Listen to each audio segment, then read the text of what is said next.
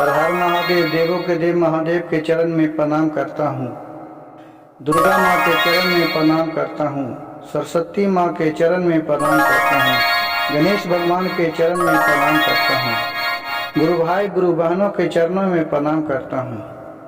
गुरु भाई गुरु बहन, आज का कहानी बहुत ही ज्ञानवर्धक और समझने योग्य है। कृपया इस कहानी को मिस्टेक नहीं कीजिएगा और बीच में छोड़ के नहीं जाइएगा, नहीं तो आप बहुत पछताइएगा।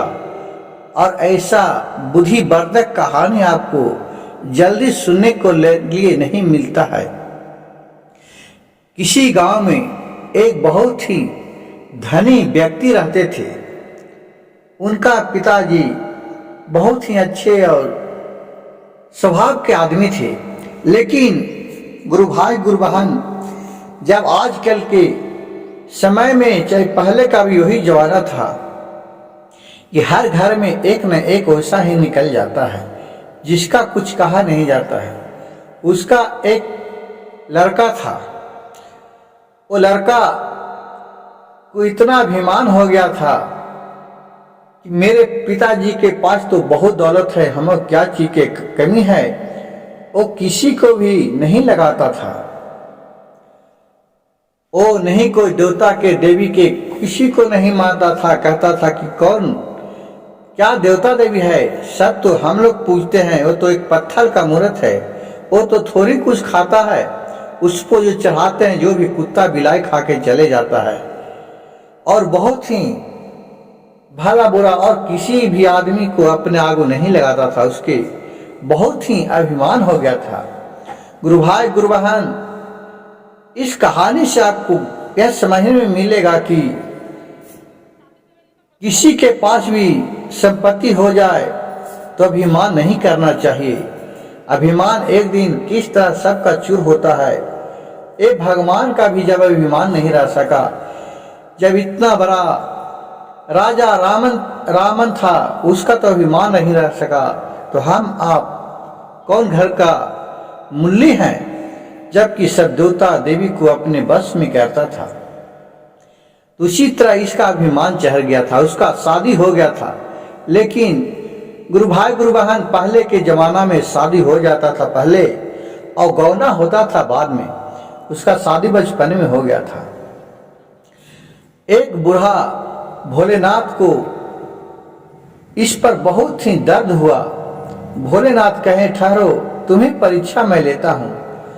वो एक बूढ़ा का रूप धर के और वही बालक के पास गए, राजा के लड़का के पास।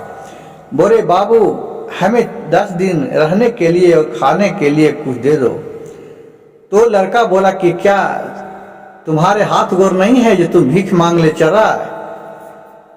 जी, जाओ जाओ, मैं तुम्हें नहीं दूंगा। कैसे कि ठीक है, जाओ, जब तक तुम आज से तुम भोलेनाथ के नाम नहीं लेगा सच्चे दिल से, जब तक तुम्हारे उल्टा गिनती चालू हो गया।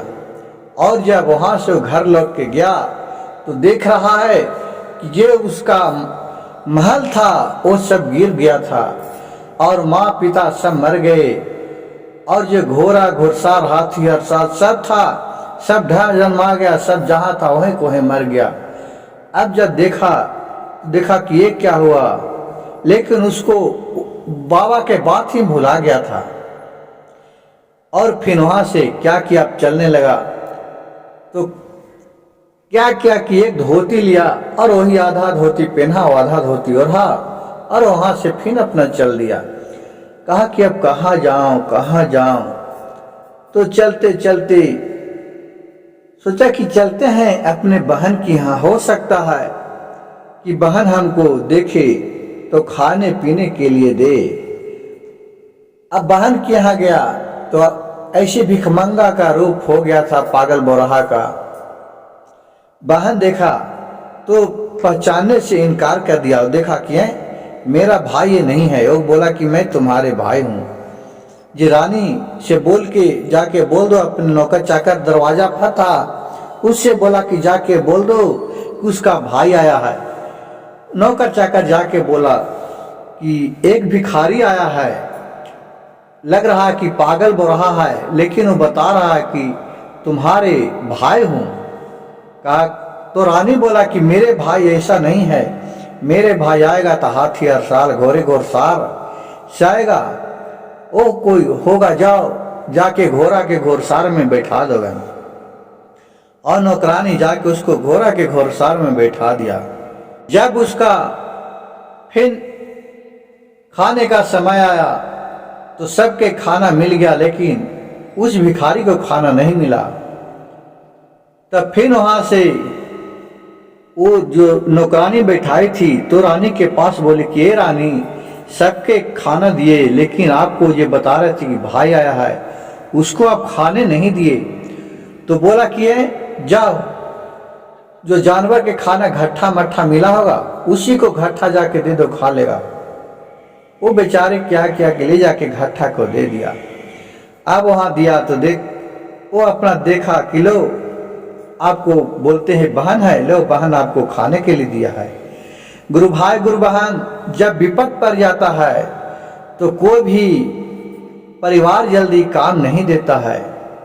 जब ऊपर वाला की दया होता है, सब उन्हीं का दया से होता है, सब उन्हीं के आत्मा से होता है। जब वो न रुष्ट हो जाते हैं तो आदमी कहता है कि अच्छे अच्छे आदमी काम नहीं कर देते हैं। तो ही समय आता है कि जब भोलेनाथ न रुष्ट हो गए तो देखिए उसको सब, अपने बहन भी थी जो पहचानने से इनकार कर गई थी। जो घट्ठा दिया तो घट्ठा फिर ले, वो कहा कि ओह क्या जमाना आ गया, क्या समय आ गया। मैं 2 दिन पहले कितना ऐसा राम राजपाट के राजा के लड़का थे, आज एक भिखारी से भी बेहतर मेरे बहन ने समझ लिया, एक घट्ठा खाने को ले दे दिया। कहा ठीक है। कहा ये धरती माँ, हमने तो आज के बाद ये लीजिए थाती फट देता हूँ, जो रख लीजिए, जही मांगूंगा जही आप दीजिएगा, और सत्य के होइएगा तो फट जाइएगा, पाप के होइएगा तो नहीं फटिएगा। धरती सत्य के था, फट गया, उसी में घट्ठा मट्ठा रख दिया और फिर धरती जुट गया और फिर वहां से अपना वो चला गया। फिर आगे चलते चलते देख रहा है गुरु भाई गुरु बहन, उसका एक दोस्त है। वो दोस्त कहा, पहचान लिया, क्या किया है, देखिए कितनों भी समय पर खराब हो जाए, लेकिन कितना का जो जिगरी दोस्त रहता है, जिसका बात विचार अच्छा रहता है, वो अपना दोस्त को नहीं भुलाता है। वो दोस्त देखा, अपने दोस्त को हाथ पकड़ लिया, कहा कहाँ जा रहे हो यार, ये क्या आपका दशा हो गया है। वो सारी कहानी कह के सुना दिया। कहा चलो चलो मेरे के यहाँ रहना। कहा कि नहीं, ये नहीं यार, जो मेरी सहोदर बहन थी उसके पास गए थे, वो तो नहीं रखा, खाने के लिए भी नहीं दिया, मैं आपके पास नहीं जाऊंगा, हमारे ही घरी समय खराब हो गया है। कहा कि नहीं दोस्त चलिए ना, बहुत करने पर गई। वहां गया, 2 दिन रहा। जब एक दिन देख रहा है कि रात में सोया हुआ है, तो देख रहा है कि एक खुट्टी पर है, जो खुट्टी में से एक नाग लटक रहा है इसको डसने के लिए। अब वहां से डर से वो रात को भाग चला, और भाग के अब कहा कि अब मैं कहीं नहीं जाऊंगा। उसी करते करते उसका समय काटते काटते 8 साल हो गया, 8 बरस बीत गया। भोलेनाथ बोले थे कि तुमको 9 बरस का वनवास देता हूं, तुमको 9वें बरस ठीक होगा। फिर कहा कि अब कहाँ जाऊं, तो खोदते खोदते अपना जहां ससुराल था वहीं चला गया, लेकिन उस रूप में तो कोई पहचाने नहीं। तो वहां उसका मर मजूरा लगा था, तो घर का काम उठ रहा था, मकान उठ रहा था, एक महल, वो महल में काम लगा था। तो बोल रहा था कि भाई लोग हमको काम मिलेगा। कहा कि काम मिलेगा नहीं तो राजा से पूछना पड़ेगा। तो कहा कि ठीक है पूछ लीजिए ना, तो कितना आप लोग का मिलता है। कहा कि हम लोग को तो मिलता है 150 रुपया खाने के लिए, लेकिन आप तो नया है, कितना देगा ये मालिक मालूम नहीं है। तो जाके मुंशी से पूछा, तो मुंशी बोला कि नहीं नहीं, अभी तो काम पर हमारे आदमी है, अभी आदमी का जरूरत नहीं है।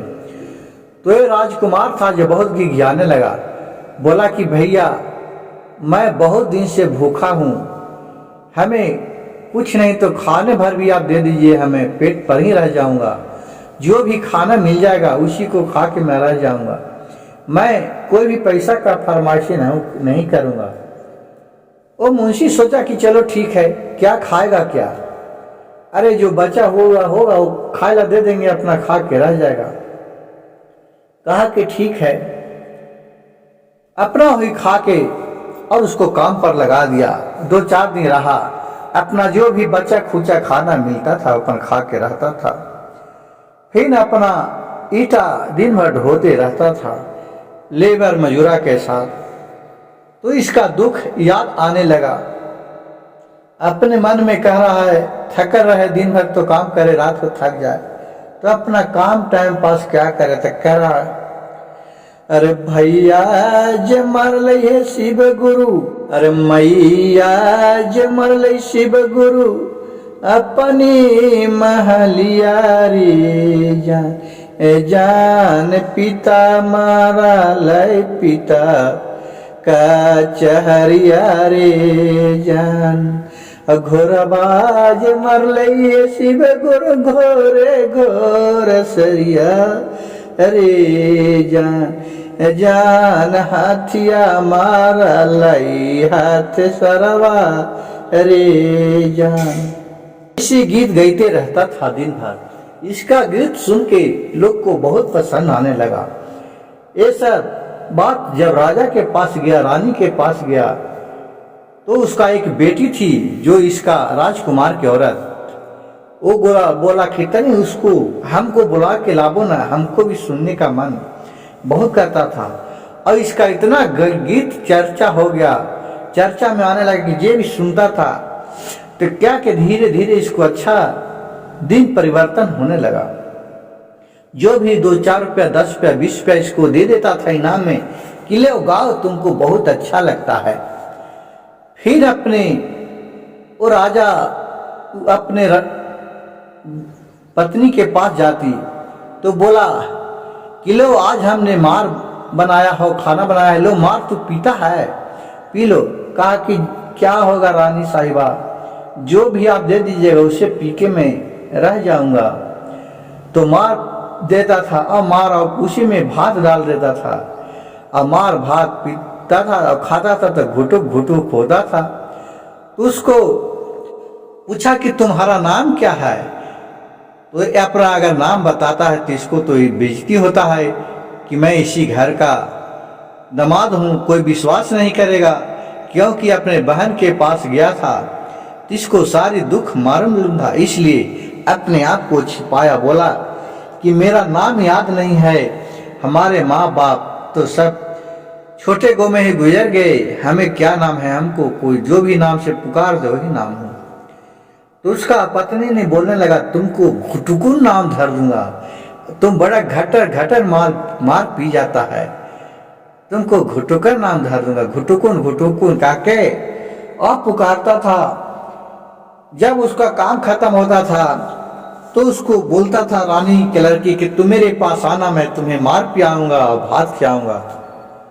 और रोज मार भात खिलाता था और घुटुकुन घुटुकुन कह के पुकारता था। तो फिर बोलने लगा,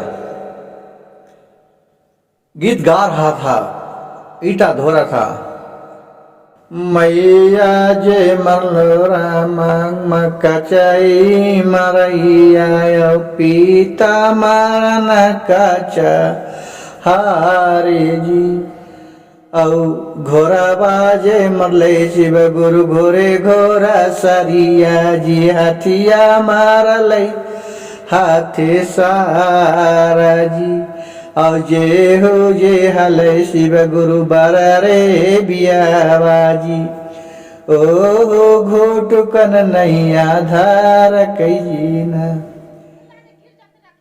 अरे ये सब का क्या है, आज तो गीत में इसका बहुत परिवर्तन हो गया, आज तो दूसरा गीत गा रहा है, लो घुटुकुन सब कोई घुटुकुन घुटुकुन कह के पुकारने लगा। अब वहां से कोई 100 कोई 200 रुपया कोई 50 रुपया दे रहा है, और बेचारा चल रहा है अपना ईटा पत्थर बारू रेती सब ढो रहा है माथे पर और बोल गा रहा है, मैया जे मरलई शिव गुरु लाली परंगील पलंगिया जी पीता मरलन का चारी जी। घोरवा जे मरलई रामा घोरे घोरा सरिया जी हथिया मरल हथे सारा जी। औ जे हलैला रामा बरले बियावा जी ओ घोट कन नैया धारक न। ऐसी गावित रहे। ये सब गाम नाम सुन के अब पूरा उसका महल में चर्चा हो गया। तो फिर उसका जे सांस लगती थी घुटुकन के, वो कहा कि तनी रानी कि हमको तनी बुला के लावो ना, हम भी तक घुटुकन से एक कहानी और भजन सुनते हैं, बहुत अच्छा गा दो गीत गाता है। वो बोला कि चलो ना, तुम्हारे रानी के माँ बुलाई है, वो आपका भजन सुनने के लिए व्याकुल है, बहुत अच्छा तुम गाते हैं। कहा ठीक है चलते हैं। वो फिर गया अपने सास के पास। अब बोला नमस्कार, बोलिए क्या कहते हैं। कहा कि घुटकुन तुम का दो बहुत अच्छा गीत गाता है, तो नहीं तुम हमें गा के तो बताओ। तो गा रहा है, मैया जे मरलई शिव गुरु लाली पलंगिया जी पीता मारलई का चारी जी। और घोरवा जे मरलई शिव गुरु घोरे घोरा सरिया जी हथाया मारलई हाथी सारा जी। अरे जे हो ये हलई शिव गुरु बरारे बियहिया से ओ घोटकुन नैया धार कई न। कहे बा घोटकुन बा, बहुत अच्छा गाना गा रहा है, लो लो। वो 500 रुपया इनाम दिया। फिर उसके साला बुलाया, वो भी वही बात कहा कि तुम ही एक गाना गाओ। फिर उसके पास गाया, वो भी उसको 1000 रुपया दिया। सबको चर्चा होके फिर वो राजा जो था कहा कि चलो सबको सुना है तो मैं भी एक गाना इससे सुनता हूँ, सबको चर्चा है। सबको बोला कि आप भी राजा साहब घुटुकन का गाना सुन लीजिए, बहुत अच्छा लग रहा है, एकदम सुपर हिट गाना हो गया है। अच्छा गाना तो हमने सुना ही नहीं था कभी। कहा कि ठीक है घुटुकन के लाना, मैं भी सुनूंगा। कचहरी में सभा लगल था, सभा खत्म हुआ तो अपने मंत्री से बोला कि जाओ ना एक घुटुकन के लेके आओ, तो उसको कहा दो गाना बहुत अच्छा लगता है, उसका गाना सुनता हूँ। तो गया घुटुकन, प्रणाम दंडवत प्रणाम किया राजा को। बोला घुटकुन बैठो, तुमने एक गाना का दो गाता है, ईटा ढोता है, बहुत अच्छा, गा के हमें भी नहीं सुनाएगा। कहा कि हाँ क्यों नहीं सुनाऊंगा, जरूर सुनाऊंगा। तो गाने लगा, अजी मैया मारलई शिव गुरु लाली पलंगिया जी पीता मारलन का चारी जी। अजी घोरवा जे मरलई शिव गुरु घोरे घोर सरिया जी अब हथिया मारलई हाथे सारा जी। और जे हले विपता के मलल शिव गुरु अली ससुररिया जी। जे हले शिव गुरु बर रे बियावा जी ओ घोट कुन नैया धारक जीना। अरे किस्मत के मारल मैया भागा जी कोई न समया साथा दे जीना।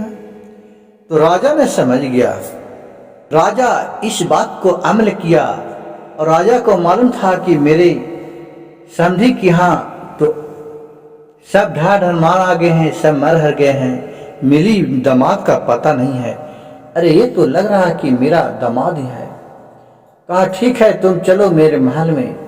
और वहाँ गया, उसको खाना पीना अच्छा तरह दिया और उसे सब बैठा के और उस अपने बेटी को दामाद को ये बेटी को बेटा को मेहरारू के राजा बुलाया और जाके बोला कि तुम लोग बेवकूफ, समझ में आ रहा है क्या बोल रहा है, ये गाना गा रहा है, ये अपने दुख की बात को याद करके रो रहे हैं।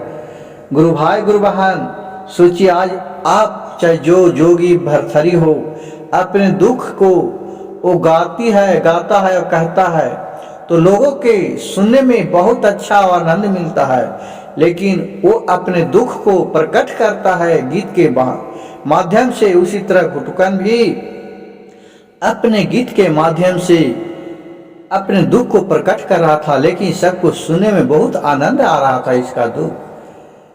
फिर सभी को राजा डांटा, कहा कि ये दूसरा कोई नहीं है, ये मेरे मेहमान हैं, मेरे दामाद हैं, इनका आप विपद पड़ गया है।